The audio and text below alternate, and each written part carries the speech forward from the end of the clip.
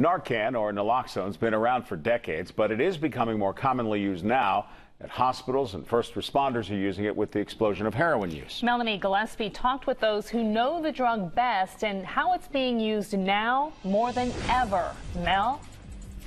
Jen and Marty, Narcan is the brand name for the drug. It's been around since the 50s and the 60s, but why we're hearing about it so much now more than ever is the abuse of heroin and overdoses where people are nearly dead. I'm a tough dude, but I can't beat heroin. He has been addicted to heroin for years. 2 years ago, I overdosed. A friend of mine and we had gotten some bad dope, and I overdosed. He drove me to the hospital. Within minutes, he was saved by the drug Narcan. From what I remember, because I don't remember when I came out of it, they said they had given me 2 shots of the Narcan, and the nurse flat out told me that if they didn't have that, I would have died. And while he still struggles with his addiction today, he knows what a second chance of life is like. At least 5 other friends of mine in the same addiction are heroin addicts that their lives were saved because of it also. It's a drug saving lives. From 1996 to 2010, the Centers for Disease Control says more than 10,000 people have been saved by Narcan throughout the country. And the numbers continue to rise after former Governor Tom Corbett signed the Good Samaritan bill into law last fall. It's meant to free people from prosecution when they call 911, getting help faster and keeping people alive longer. I was lucky. I was close to the hospital. If I'd have been 20 minutes away from the hospital, I probably wouldn't be standing there now. So the fact that first responders have it is going to do nothing but save lives. It's not going to hurt anything. He didn't want us to reveal his name or his face, but he shared his story of survival with us. He's now getting treatment at Twin Lakes Center in Somerset County, allowing him to see his 2 daughters again. It's hard to explain. You're thankful. You're definitely thankful. You know what I mean? I have 2 kids and stuff I got to stay clean for, but I wouldn't have had that chance if they didn't have that medicine. I mean, naloxone doesn't solve the problems related to drug use. It's not a panacea. It's not a solution, but it keeps people alive. And if you don't keep people alive, then nothing else matters.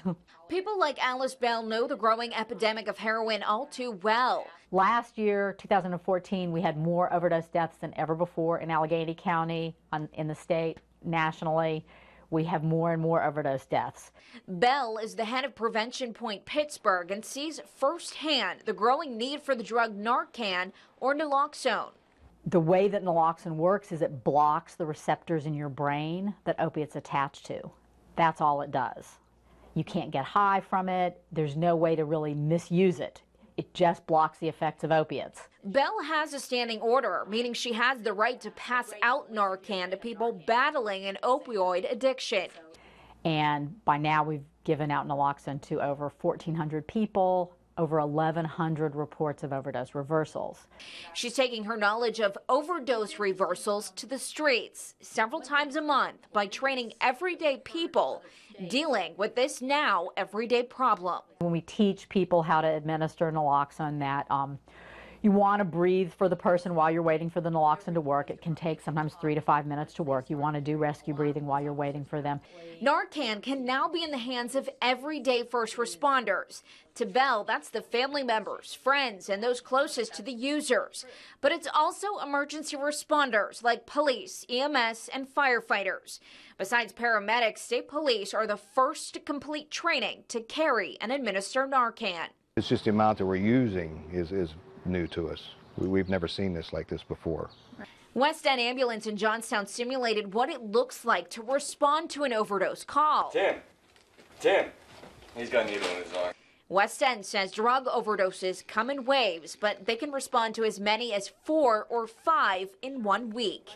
I tell everybody when I wake them up, you know, you were only 2 breaths away from death. Had we not been here or had somebody not called, it wouldn't be us taking you out here, it would be the coroner's office. While Narcan is becoming more readily available, some critics ask, is it enabling addicts to push the limits? It doesn't enable anything. Users are going to use no matter what. We all know the risks we take when we get high. It's not going to change anything, but it's going to save lives. Whether it's there or not, it doesn't have no impact on whether they use or not. No, it doesn't enable them to use it, but I wouldn't want families to be comfortable with it and say, oh, this is great, we have Narcan. Yes, our child or our brother or our sister has a problem, but we can save them because we now have Narcan. What you have to remember is you're not always there with the Narcan. They could overdose when you're not home. You don't find them. It's not saving them. I know that people have expressed concern that, well, if naloxone is available, maybe people will use more drugs. I guess the question that I ask in response to that is, because you have seatbelts in your car, do you drive faster or drive more recklessly? At the end of the day, it's keeping hearts beating and people breathing, and may even be a wake-up call for some to get the help they so desperately need. Who are you? We're the paramedics. I actually have a friend who died that probably if his mother would have had Narcan, he'd probably still be here. Actually, I see the same thing, that I think the process of getting trained on overdose prevention, getting naloxone, makes people more aware of the risk, makes people think more about the risk.